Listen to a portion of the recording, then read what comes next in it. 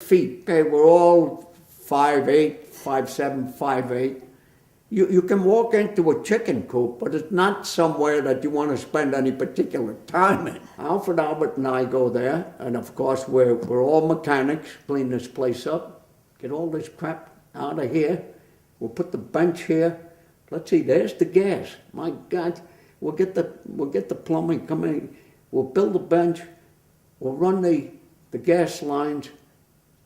Jim, you set up the fires here. Here's a nice spot for the pumping station. We had it all planned. We recouped it to a point where we could operate. Mike Tomasio said to us, he said, look, just use it for as long as you want. How much you want? He said, I don't want anything. You boys can use it. However, he said, I want you boys to look at this piece of land I have. What a jewel. He takes us to the three corners of Franklin Avenue, and in Valley Stream was a lot, an empty lot on Franklin Avenue and Valley Stream, choice property. I'll sell you this property and you can build the building. Cost you anything, I'll give you a mortgage. Gave us the property in our names with a price. We paid him for it. He said, what do you need? I said, we need 2,500 square feet. If you ever got to Valley Stream, you should see this beautiful brick building. The building in itself took only half of the property. We're in our new building. We are, oh man, we were flourishing, really. This empty lot is there, and I went to Mike, and I said, Mike, what are we doing with this? He had a good experience with us. I said, why don't we put up a building there? Sure, fine, you want? Good. We signed a contract. How big you want it? I want it the full length of the front to back, and I think the front of the building was something like 30 feet. Huge building. Not that we did it for nothing. We paid every nickel, okay? He carried the mortgage, didn't charge us up front, put so much down. All we did was sign a contract that he had the mortgage and we'd pay off the mortgage, and it was something like 5%, whatever. We were in business, we were generating funds, and everything moved along beautifully.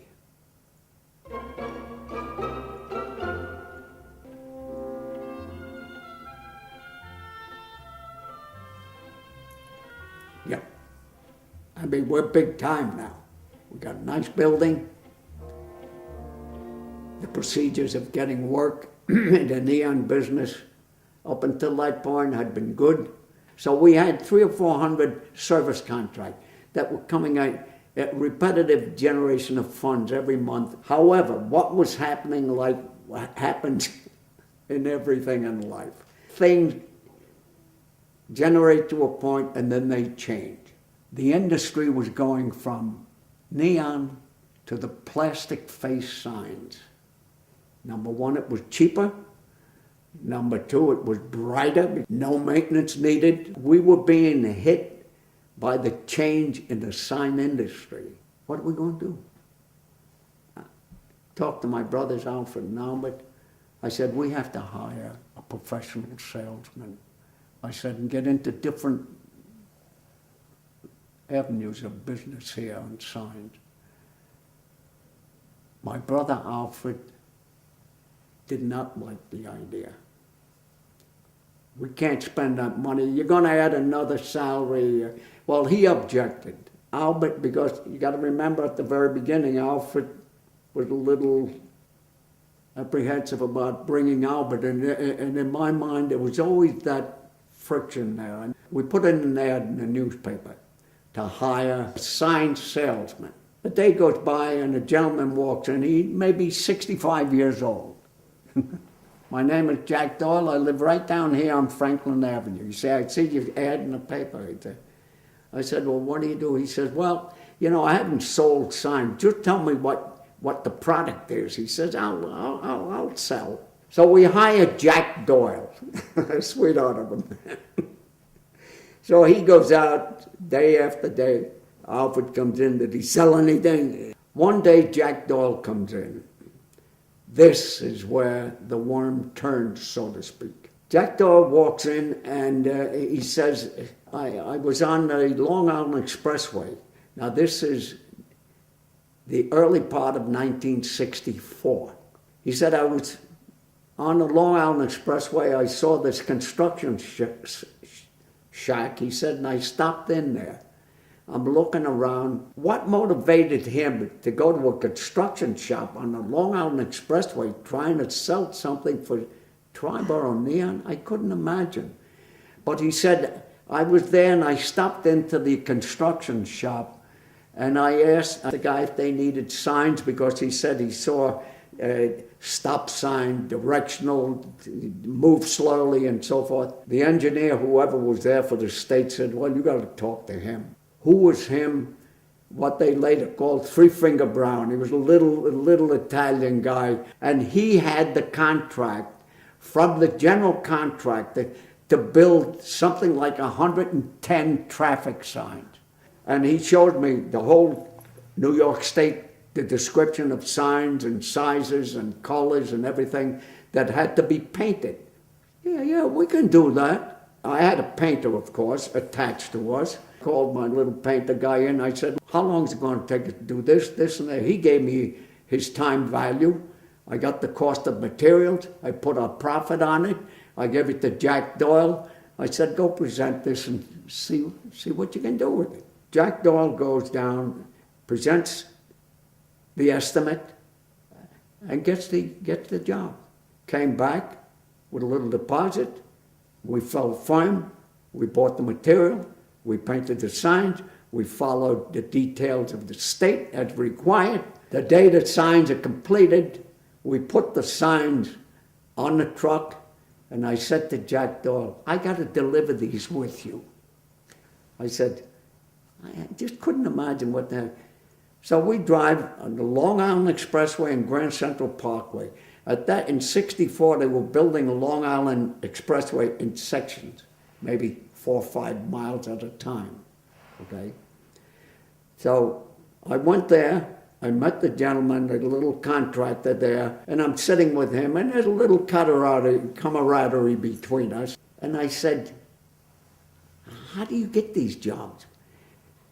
The general contractor had 2 or 3 of these structures of the traffic signs that I told you about going across the highway, the Long Island Expressway, and the cantilevers, which required footings and guardrail in front of them. I'm looking at this stuff, and I'm saying to the little contractor, who is not part of that kind of activity, I said, how do you do this? He says, it's easy.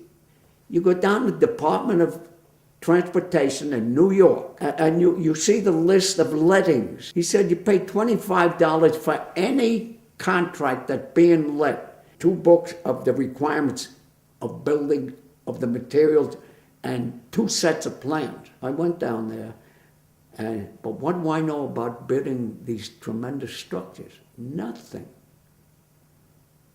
I went to the Department of Transportation, and I see all these big contractors taking out these plans and everything. And what was revealing, really, was that they had, and this was privileged for all general contractors. What an active time that this was back in the 60s, building the Long Island Expressway.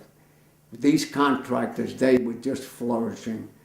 And here I am, little neon fellow, and I'm looking at the contract document books that you can pick up with each contract. Had the information that you paid $25 and got 2 books and 2 sets of plans for any contract. I could have taken out contracts for $10 million, but it were not appropriate for me to do.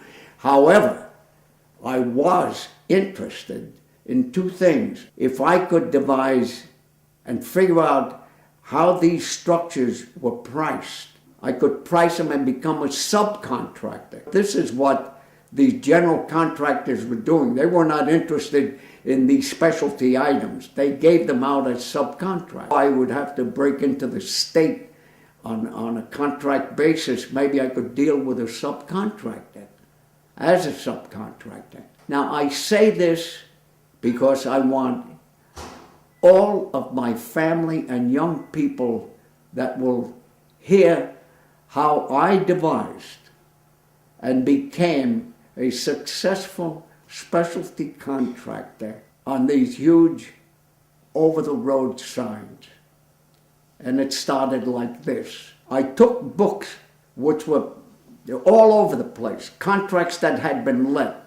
And with these books were the prices that these contractors had charged each item for. And I took the awarded contracts from 3 different contractors.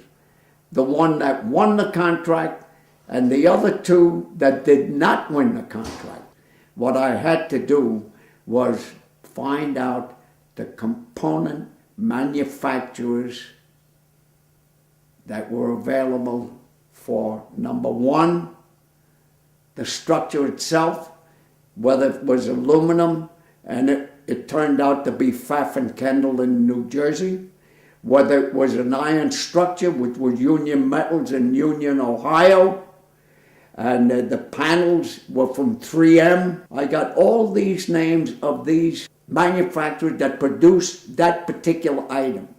However, that was only the structure itself. To install this structure safely, you had to build a substantial foundation pedestal, which dealt with deep excavation, iron rods in concrete, with pedestals that were perhaps 10 by 15 by 4 feet deep, with a pedestal on one side that would measure 4 by 4, that would have the 4 large bolt that you would fasten the base of the structure to. All these things had to come into play. While my dear brothers were taking care of the neon business, I just threw myself into researching. I graduated from the 8th grade, and you take me, take me away from two, and I have a problem. But that's not the way I figured it. I took their figures, each item. I had the firm structure of cost because it was coming directly from the manufacturer. That I could not make a mistake on. Then I had the contract figured for a particular item, and I knew what my cost was. I knew what they were bidding. What I did not know was the labor cost involved to put in that footing. What they call the structural engineers that lift these huge items and put them in place. These are all costs that come into play when you are figuring and dissecting the cost of any particular item. Later I did go for subcontracting because we were already established. I had the tenacity to get the information, put it all together, and I bid for a contract on the Long Island Expressway and Guineawood Road, where there was one huge overhead structure and 2 cantilevers. I dissected all these costs, put them together. I did the best that I could so far as I found out labor rates for the operating engineers, for the laborers, the lathers. I got all their hourly wages together. I had a general idea of timing, of the time factor that it would take. So I had to use my own judgment. I had the rate, I used my own judgment, I had the cost of material firm. I put all these costs together on these particular 3 items that I bid on. I took the winner and the other 2, what their prices were for this particular item, and boy, I came up with a wide range for profit. So what I did was I took and I put 30% profit on top of all my materials. I figured if I fall short by 10%, it's not 30% my profit, but 10%, I'm still in the play. But now the question was, was I going to be the low bidder? Albert and I, we sat down. Albert was good with figures. He was behind me all the time. I didn't do this all by myself. And my ultimate success, for whatever it was, I had the support of my two brothers. I could not have done it by myself. No. The day of submitting the contract was at hand. And I had all the figures together, and we stayed up late that night, because if you make an error in a state contract, they throw it out. If it doesn't measure up to your figures, it's got to be exact. We didn't have the financial backing to qualify for a New York State contract. What do? Well, in life, we do need friends, and there is always somebody that will help you, provided you got a core value, you're responsible, and then you go and you tap the source. You think you can help me on this? Yes. And you know who my godfather there was? Joseph Verdone, Mary's sister's husband, who was the president of Imperial Chemical Industries of England. And his offices were in Stamford, Connecticut. He had a lot of respect for me, and I went to him, and he said, Jim, no problem. He took me down to the Meadowbrook Bank in Hempstead, where Mr. Vanderweg was the president, who was Joe Verdone's friend, and he said to Mr. Vanderweg, give Jim and Tribor a line of credit of $50,000. Mr. Vanderweg said, no problem. He called in the man that handled the accounts, and he said, this is Jim Quaresima. He has a $50,000 credit line, and we back him up on his credit, and when we get the inquiries from the state, just make sure that you back it up. The night before, we reviewed all the figures, they were correct. We got up at 5 o'clock in the morning in Floral Park. We drove to Albany, Albert and I. We went up to the building department, the room where the state contracts were being let, and the contract timing was 10 o'clock. You went to the secretary of the department there. You handed the estimation books. You had to put up a bank check of $12,000 with the contract books for the letting for yourself. In this case, it was Tribal. We're just out of our mind. I mean, we're not dealing with the little drugstore here. Gosh, if we get this contract, 4 different companies bidding on this contract, they don't know who we are from beans. I mean, Tribal Neon. The name sounded pretty good. Even the state doesn't know who we are.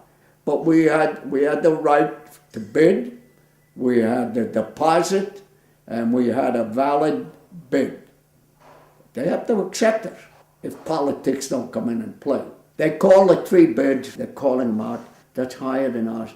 That's higher than ours. Tribal Neon and Service gets the contract for TS Route 64-2 on the Grand Central and Giddywood Road contract. Man, I thought the blood would go out of my head. That's not the end of it. Albert and I went to lunch. The people were looking at who the heck are these guys? Big general contractors and sign people. And we had the best lunch you ever had. And we were happy. Oh boy. We got back in the car. Now we're in a different line of work. Their outfit was taking care of the sign work that was going on. The state will review all contracts and award them accordingly to their merits. And sure enough, our merit came right up to the top. Everything clean, equal and valid. We get a letter from the state. Mr. Quaresima, Tribal Neon and Service President, Mr. Schwartz, Chief of the Department of Transportation, would like you to be present at his office on this given date because you are the recipients of contract TS 64T1 on the Grand Central Parkway, blah, blah, blah. and you come in for review and award. Normally, if they know you and you're a legitimate contractor and you're awarded, they send you the award. In our particular case, this was a first-timer. Who are these people? Again, Albert and I, 5 o'clock in the morning, we drive to Albany. We go up and we see Mr. Schwartz. This is the head of the Department of Transportation that handled the millions of dollars of jobs of the constructions that were going on at that particular time. Very gentle, nice low-key guy. You know, we were kind of shaky, maybe, you know, but he put us at ease. Said, we want to thank you, you know, for winning this award, and we're sure you probably do a good job, and always with that little, who are these boys and what? He said, I have a couple of questions. What was your line of business? It was almost a shame to tell him that we made neon signs. What in hell is